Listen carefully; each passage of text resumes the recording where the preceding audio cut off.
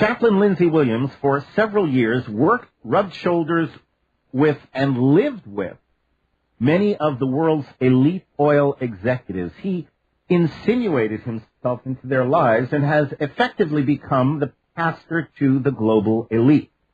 He's the author of The Energy Non-Crisis, an eye-opening book about his experiences working and living with the oil elite, and he is also the architect of the DVD presentation 2012, The Beginning of the End, with 3 hours of information, new information, including divisions among the elite, the fate of the U.S. dollar, and a whole lot more. He joins us each month to bring us the latest information on globalist strategies and activities.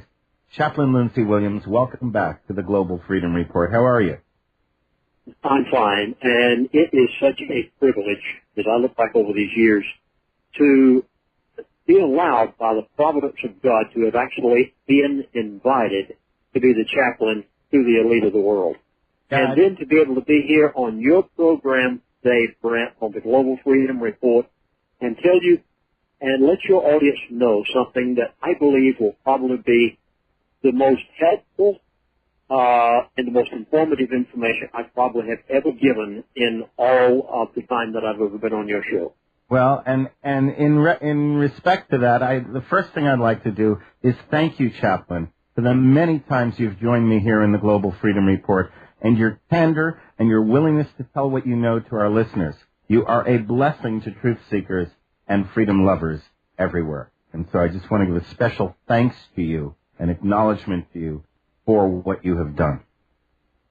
With me, it's a moral obligation. I had no choice. When I lived with these people, I wrote The Energy Non-Crisis because I said, I cannot keep quiet. No one else was willing to say it. The oil company officials themselves did not dare say it. The elite of the world would not have told the world their secrets. I felt a moral obligation to tell exactly what they were doing, and I do the same thing today, years later, when I still stay in touch with some of these people. And right now, Brent, I happen to be thinking back especially on how many people, and it's such a sad story, how many people have literally lost entire life's fortunes with the collapse of MF Global. And the ridiculous testimony of the head of MS Global before Congress this past week when he said that he didn't even know what was going on. I mean, it is so sad. But you know, Brent, many years ago, in fact, when I first appeared on your show, whenever that might have been a few years ago, I remember that one of the statements that had been made to me by Mr. Ken Fromm, who was senior executive with Atlantic Richfield, he now has died.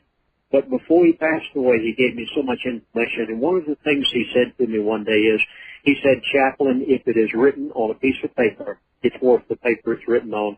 And he said, our currency is gold and silver. And he said, the only way that you can ever maintain your purchasing power is to use our currency. They did not trust in paper. They still don't. And they have bought gold and silver by the tons recently. But do you realize that not a single person listening to your program today would have ever lost a single penny in MF Global's collapse or any of the other companies who likewise have collapsed recently? No one would have lost a single penny if they had been willing to listen to the elite, and I hope they did. And I'm sure that most of your listeners have done just that. No, actually, I wouldn't say that. I would say most probably have not, because I think most people don't take action, unfortunately. They might intellectualize what they're supposed to do, but they don't take action. The other thing is a criminal cabal gets together and plots and plans how they deal with things. And one of the tactics of a criminal cabal is if you get caught, there are certain things you say. Number one, deny everything, never admit anything. Number two, I don't remember. I don't remember. Or I was not aware of it. Okay, that's all you got to learn. That's criminal cabal 101.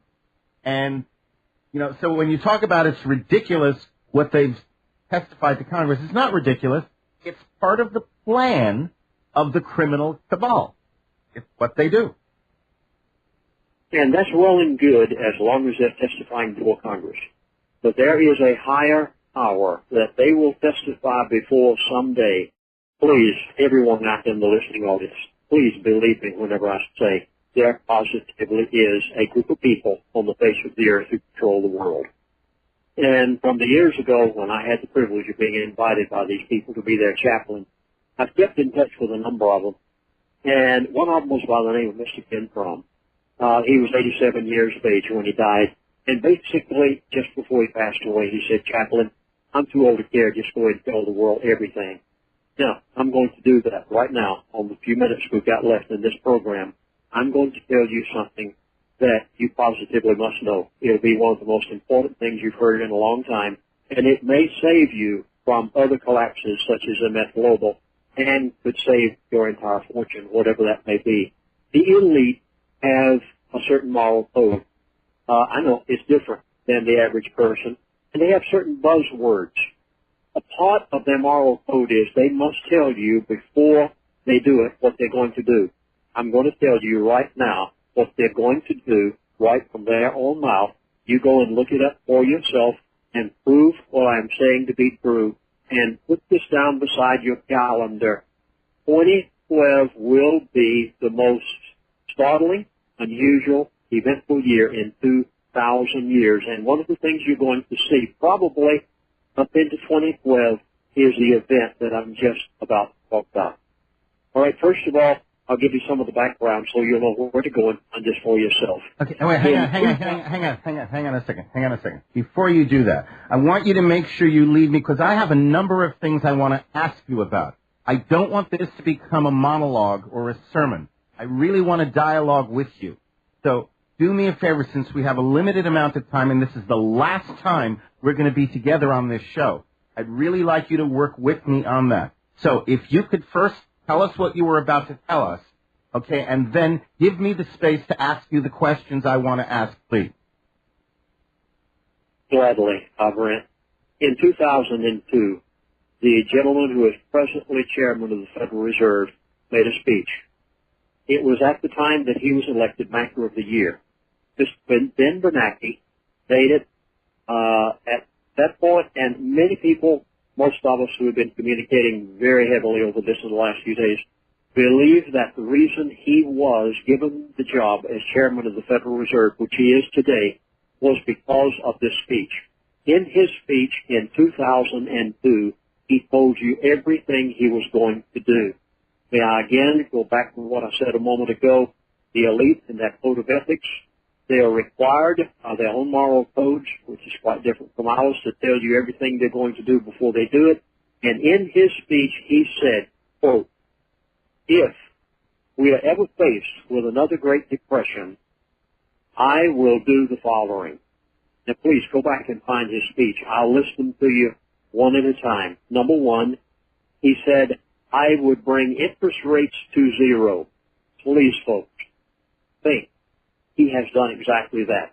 That's the first thing he did when he was faced with a financial decline, the problems we have in the country right now. He brought interest rates to, well, you say zero, well, 0.3, who cares? It's so close for all practical purposes at zero. Number two, he said, if I were faced with another Great Depression, I would buy securities from the banks to expand the federal balance sheet. He has handed out billions and billions of dollars to the banks and has done exactly what he said he was going to do to the T. Thirdly, he said, I will increase the money supply. When, after doing what he did for the banks in the last part of President Bush's administration, he did exactly that. He increased the money supply, turned up the pressures as fast as he could. Number four, he said, I would buy our country's debt. Now, I'll never forget he's done that. He's done that because the U.S. owns more of its own debt now than China. That's exactly right. Federal Reserve owns more of the debt of the United States of America, the T-bills, the securities, than does China. And I'll never forget, approximately 3 years ago when Mr. Crum was alive, he said, Chaplain, the day Federal Reserve begins to buy its own T-bills and securities when they're issued and other countries don't come and buy them, he said, whenever that happens, it's all over with.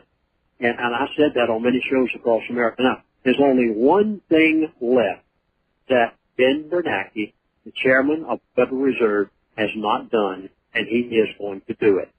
And that's the reason I'm giving this, because if ever I gave you words of advice and wisdom, knowing the elite as I have over these years, just one thing is still left to do. It is the only thing he has not done yet. All right, we got us on the edge of our seat. Tell us. He said, I would devalue the dollar, and he even gave the exchange rate in his speech. Now, folks, please go on the web and look this speech up and find it for yourself. Prove all this to be true. He is going to do it. He said, I would devalue the dollar, and in his speech he even gave the exchange rate, and here's what he said. He said, Franklin Delano Roosevelt in 1933 and 34. He said he called for people to bring in their gold and promised to give them $20 for every 1 ounce of gold that they would turn into him.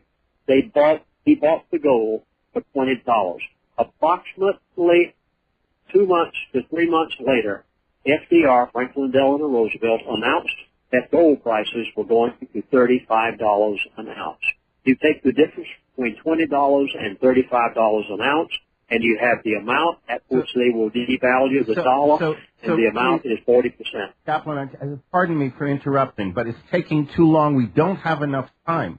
I'd like to know, point blank, what was the exchange rate that Ben Bernanke said to us in that 2002 speech, without any of the preliminary? 30%. It happened in Mexico. It's happened in many other countries.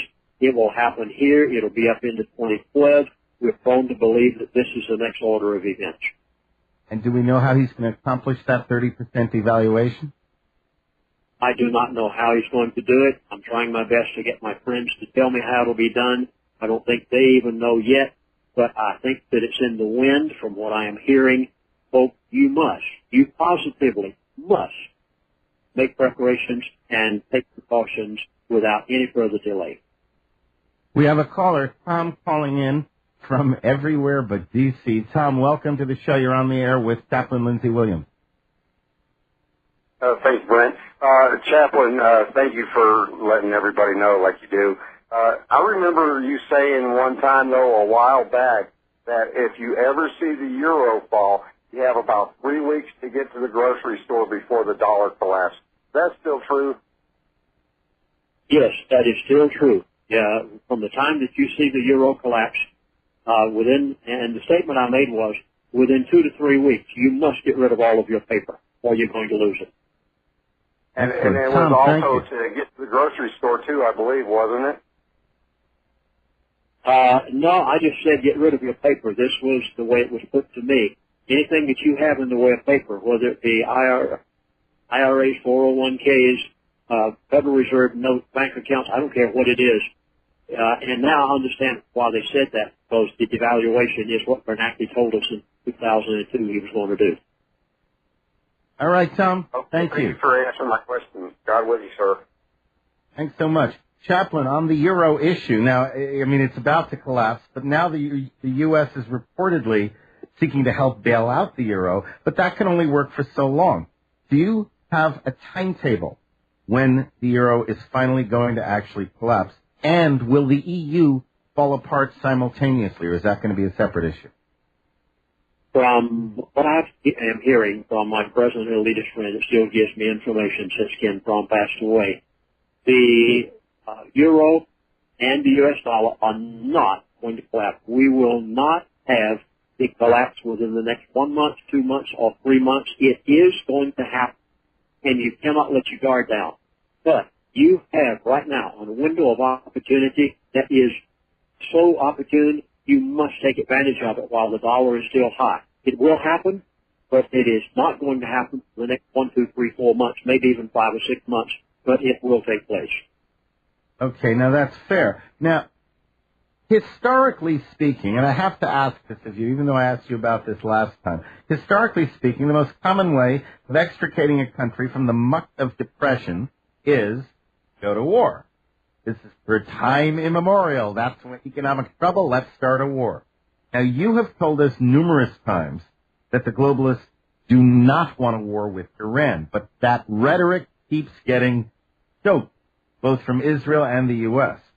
So is there going to be a war, and if so, when and with whom? Well, you're exactly right.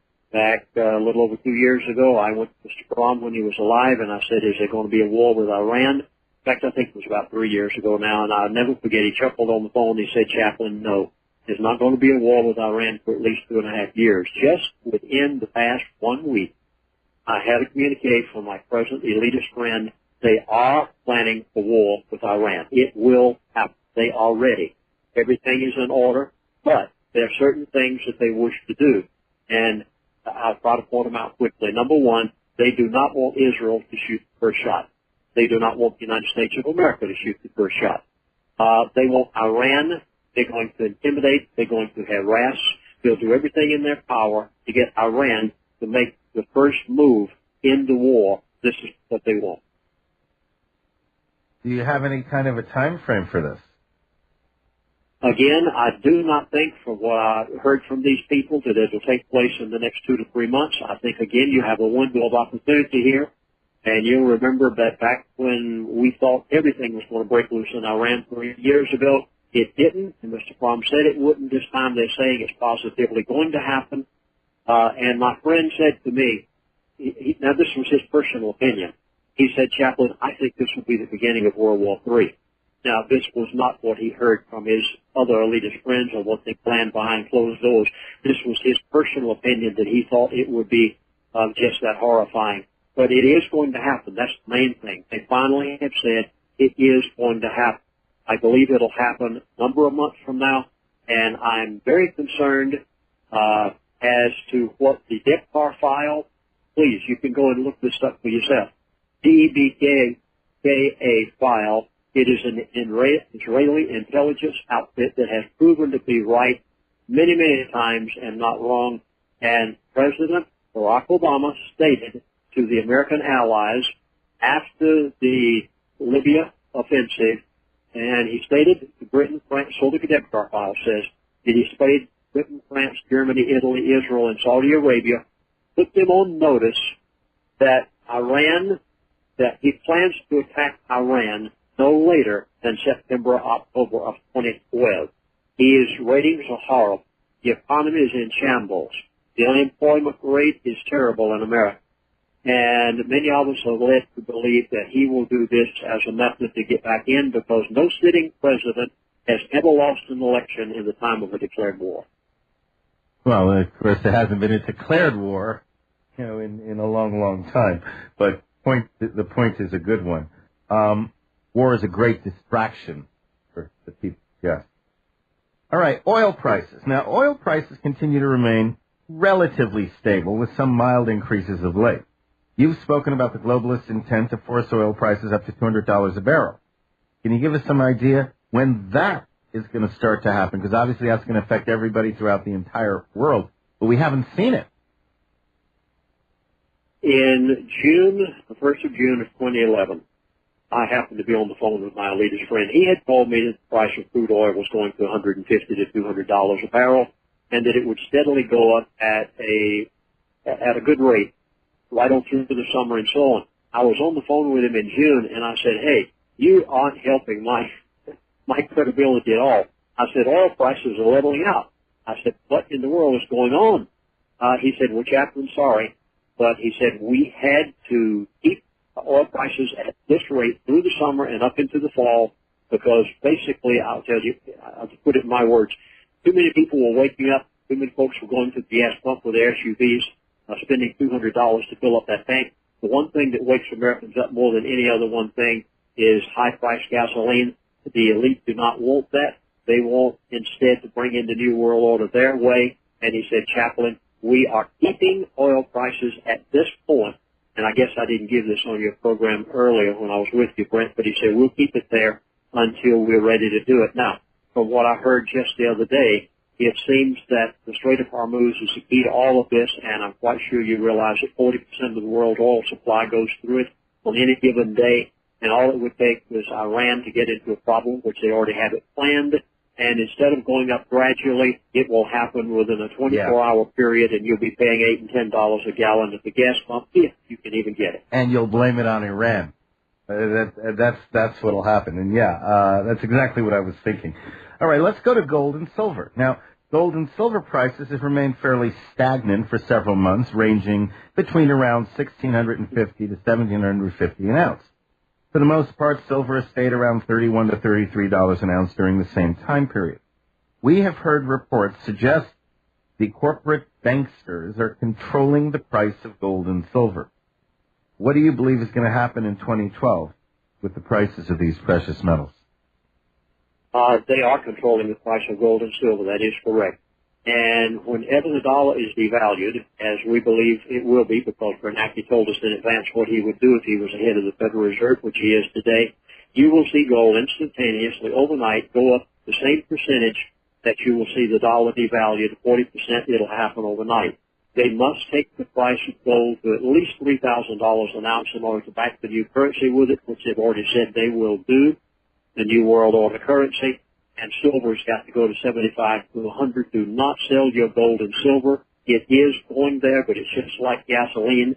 They had to, well, first of all, they said to me a number of months ago, they said, Chaplain, we are securing all of our assets. And they said, you must secure yours also immediately and get every bit of the gold and silver you can. They basically took gold down to $300 an ounce. They purchased it by the ton. And whenever they have what they want and are ready to bring about this event in Iran and also the devaluation of the dollar, you will probably see the escalation of this very rapidly over a short period of time. You heard it, folks, here. Take note. The Greeks have arisen in numbers. We just did a story about French parents who are holding teachers hostage.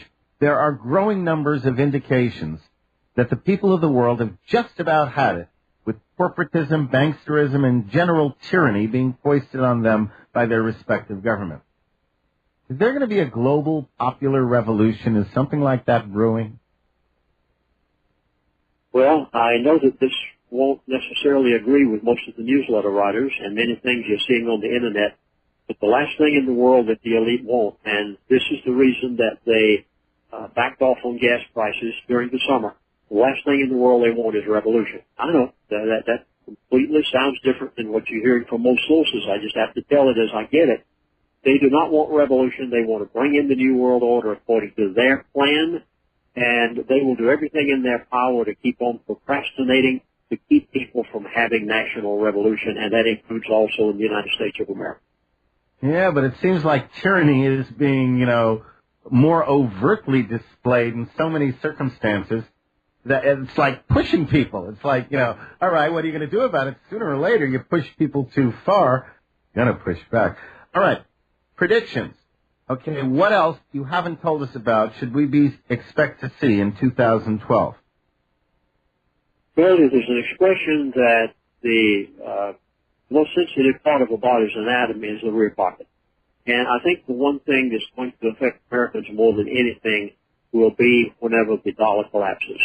I have been told that by the end of 2012, the dollar will collapse. It did not. They said the dollar will be dead. This is exactly the way it was put. They said the dollar will be dead by the end of 2012. They did not say that it will be non-existent, but its purchasing power will be at such a low level that for all practical purposes, you will beg the New World Order for a new currency, and they'll have it right ready for you. They want to get things into such a position that the people of the world, and especially of America, will want what they have to offer in the way of the New World Order. But keep in mind one thing, please.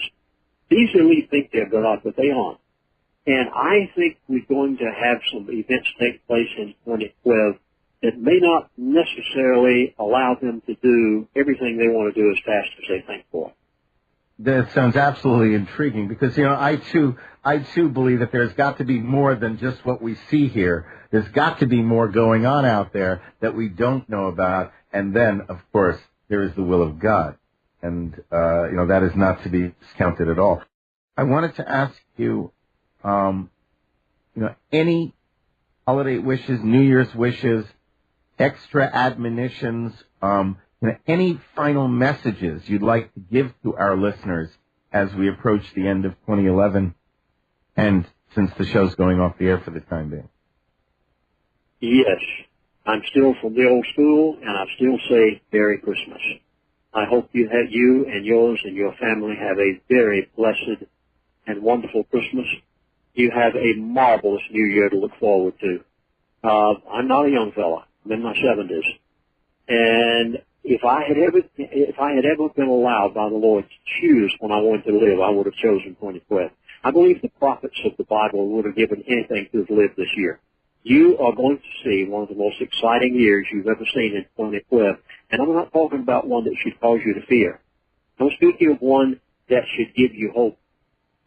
You're going to see marvelous things take place. Now, the elite have a think tank. And you remember, Brent, there were a number of months that I turned down opportunities to be on your show, not because I didn't want to be with you, but I was scared to death.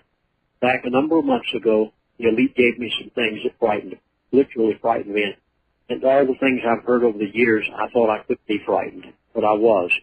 One of the things was what the elite know in their think tank.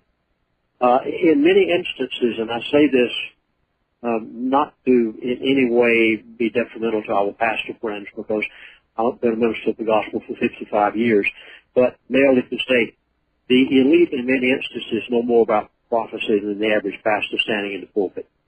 In their think tank, they have come up with the idea that in 2012 there are going to be some divine manifestations. They're frightened. They're concerned. They have sent numerous emails to me telling me to be careful and to watch out what's happening. You're going to have a wonderful time in 2012 if you are prepared. If you are willing to take certain precautions, there is no reason whatsoever for you to fear. There's no reason to look for black helicopters. There's no reason to look behind bushes and lose sleep at night. You can be victorious over the New World Order.